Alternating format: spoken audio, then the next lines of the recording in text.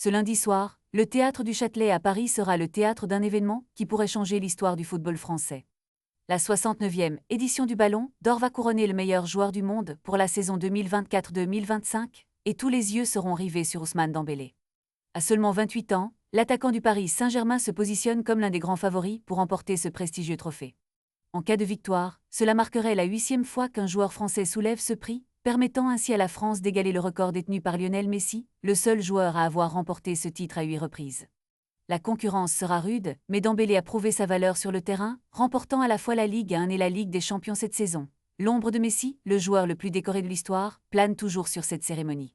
L'Argentin, qui a remporté son premier Ballon d'Or en 2009, a gardé le titre pendant 4 années consécutives, avant de le récupérer en 2015 et de dominer de nouveau entre 2019 et 2023 avec 3 victoires. Pour Dembélé, ce serait non seulement une reconnaissance personnelle mais aussi un moment historique pour le football français.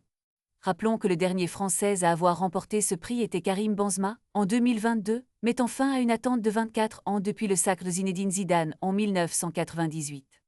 La France, avec un total de 7 ballons d'or, est l'une des nations les plus représentées dans le palmarès de ce prix, mais elle n'a pas encore atteint le sommet. L'Argentine, avec ses 8 trophées, reste en tête, suivie de près par d'autres nations comme l'Allemagne, le Portugal et les Pays-Bas, qui comptent chacun 7 victoires.